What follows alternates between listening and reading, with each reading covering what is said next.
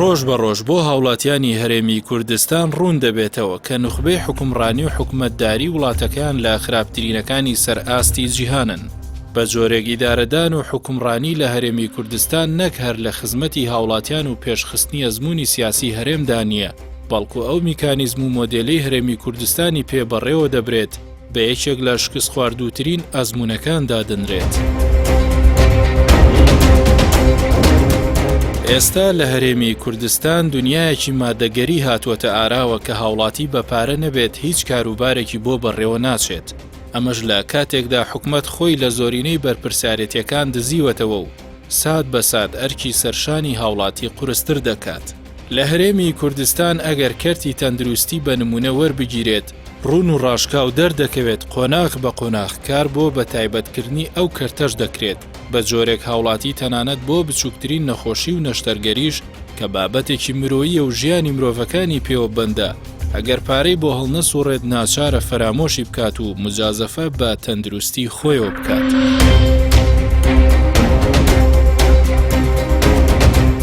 حکومڕانانی هەرێمی کوردستان بە جۆرێک ژیانی هاوڵاتیانیان قورس کردووە کە ڕۆژانە سەدان گەنج لە بێئومێدی و بێچارەنووسیدا سەری خۆیان هەڵدەگرن و ڕێگەی هات و نەهات دەگرنە بەر. ئێستا دیاردەی کۆچی گەنجان بە ئاشکرا سەری هەڵداوەتەوە کە دوور نییە دووبارە بەو هۆیەوە ژیانی دەیان گەنجی ئەم وڵاتە بکەوێتە مەترسیەوە. بەرپرسیاری سەرەکیش لەم ناومێدی و سەرگەردانیەی گەنجانیش کار بەدەستانن کە زەمینەی ژیانێکی شەرەفمەندانیان بۆ هاوڵاتی نەڕەخساندووە. هەرێمی کوردستان سەرباری زۆر و زەوەندی داهاتەکەی، بەڵام گەندەڵی و دەستگرتنی حزب بەسەر سامانی خەڵکدا گەیشتووەتە ئاستێک. خەڵکی لە هەرێمی پڕ لە ساماندا بە هەژاری دەژی و چاوی لە دەستی بەغدایە مانگانە بڕێک پارەی بۆ بنێرێت. تا دەسەڵاتدارانی هەرێم لەگەڵ داهاتی نەوت و ناوخۆ و دەواازە سنووریەکان و هاوکاری هاوپەیمانانەوە موچەیەکی بەدواخستن و لێبڕینەوە پێ بدەن. ئێستا پرسی دابەشکردنی موچە لە هەرێمی کوردستان بە جۆرێک بووەتە کێشە و خولیای خەڵک.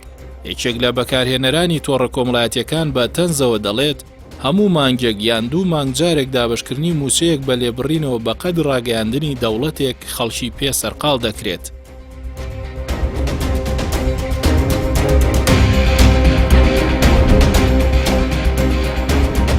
ئەگەر چاوێک بە ساڵانی حکومڕانی هەرێمی کوردستاندا بخشێنرێت، دەردەکەوێت ڕەنگە ئەزموونی ئیدارەدانی هەرێم فاشیلترین ئەزموون بێت، بە تایبەت کاتێک هەڵسەنگاندن بۆ ئەنجام و بەرهەمەکانی ئەم حکومداریە دەکرێت. تەنیا بەراوردێکی بچووک لە نێوان تاکازمونێکی وڵاتی چین لەگەڵ ساڵانێک سیاسەتی ئابووری هەرێمی کوردستان دەری دەخات هەرێمی کوردستان و سیاسەتە ئابووریەکەی لە مێوەی ستاندارد و زانستی ئابووریدایە. لەو ڕۆوە 3 ڕۆژ لەمەو بەڕێکخراوی بازرگانی جیهانی ئاشکرای کرد لە ماوەی 6 مانگی بڵاوبوونەوەی ڤایرۆسی کۆرۆنادا حکوومەتی چین تەنیا بە فرۆشتنی دەمامک و دەستکێش 40 ملیارد دۆلار داهاتی دەستکەوتووە. لەم داهاتە زۆرە کە تەنیا داهاتی فرۆشتنی دەمامک و دەستکێشە، کاتێک بەراورد دەکرێت بە دۆخی ئابووری هەرێم. لە زانستی ئابووری ناسیدا جگە لە گاڵتەجاڕی هیچ تەفسیرێکی دیکە هەڵناگرێت. دەوڵەتی چین بە چەند مانگێک فرۆشتنی ماسک و دەستکێش 40 ملیارد دۆلاری دەستکەوتووە، کەچی حکوومەتی هەرێم بە 6 ساڵ ئابووری سربەخۆ فرۆشتنی نەوت و غازی ئەم هەرێمە.